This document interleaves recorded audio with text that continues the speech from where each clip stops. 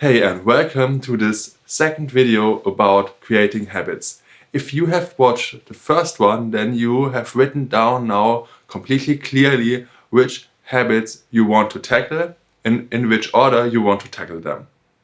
Creating habits is super easy and straightforward if you know the 6 building blocks out of which every habit consists. And exactly about this 6 building blocks I will show you more in this video.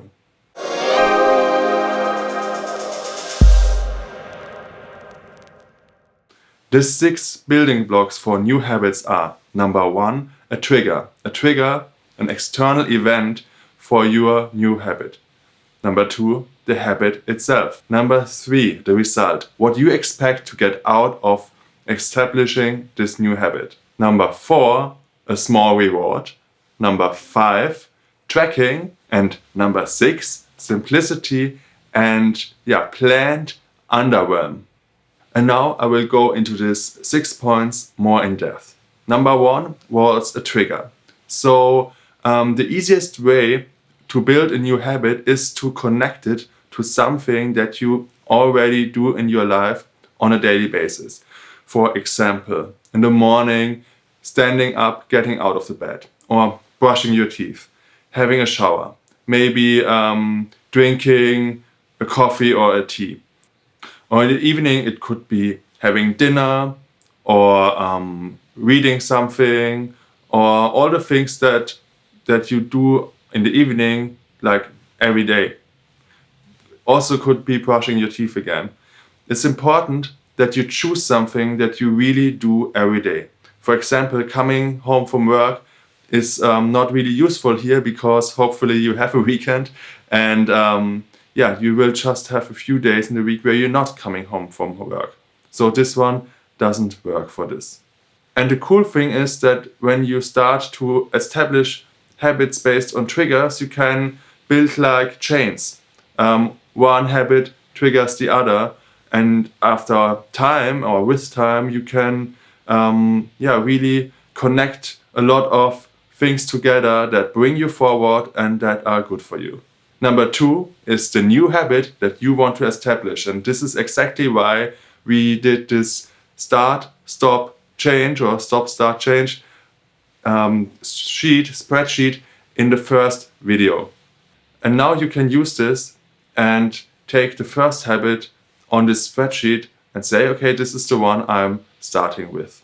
Number 3, what you hope to achieve through establishing this habit. So doing this thing every day. And here you can take a moment and really reflect on this and think about what could happen if I really do this every day. And as an example, when you are a music producer, you can think about how you will benefit from producing music every day, from writing music every day. For example, you could think about that if you do this, you will create a huge amount of songs that you can release, and you can really pick the best ones and the ones that have the highest chance to connect with a big audience, which could lead to more bookings or more engagements, which could lead to you making money from your craft or your art. Or for example, rehearsing an instrument. You could imagine that you play this instrument for other people on stage if this is something you want to do with it. Or that you're just playing the instrument for yourself and you can play exactly the songs that you always dreamed. And you can play exactly the songs that you always wanted to play. So make these pictures big, make them colorful, and think about where this habit could bring you in the future. Number 4, a small reward. Think about how you could reward yourself every day after you've done this new habit again. It's important that it's something that's easily accessible and that's healthy for you. For example, I know that some people use like a can of nice, fresh, cold, sparkling water, or that they treat themselves with a really nice tea. be creative. I mean, you know best what you like and what's good for you. Choose something that's easy and that you can have every day. And for example, by myself, I like to take a few breaths, a short moment, and thank myself that I did this again, that I once again put time, energy, and focus in the things that are important for me, and that I created space for them. And this feels really, really nice for me, and for me, that's the best reward. Number 5 is tracking. And this point is really, really important because for us humans, it's sometimes difficult to really see what we do and how often we do things on a very objective level. This happened very often for me, and I thought, oh yeah, this week I produced a lot of music. And then when I reflected back, I realized, okay, I have been in the studio twice, and I thought it was way more. Or sometimes we think, oh, I haven't done anything. And when we really reflect on it and maybe take the time and look in our calendar and we find out, wow, I have worked way, way more than I actually thought I did. So tracking is good for many different things. It's good for helping you to do more. It's also sometimes good to help you to do less. And in this case, we want to track the new habit, the action that we did it every day on a calendar. And every time you did it, you can do like a green check mark. And every time you didn't do it, you do a red cross. That's super easy, it's super simple. And it also has a strong motivational effect, because when you see a long line of green check marks, you don't want to ruin this, so to speak, with a red cross. For this, you can use a calendar, or you can use a tracking sheet that I created for you, and you can download it for free on my website, and I will link to it on the description box below. What's important is that this calendar is visually accessible, that you see it every day. So something on your phone is not so great because that can get lost really quickly. The best way really is to have something that you print out and that you put on your office door or next to your mirror. So you see it every day and you are confronted with it every day. And this will also support you and hold yourself accountable in creating your new habit. Number 6 is planned simplicity and underwhelm, or planned under challenge. And this is one of the most important parts that a lot of people miss out on. And it's about that our system, our body, always wants to save energy. This was really important back then when there was a scarcity on food, and it was really important for our life to save energy.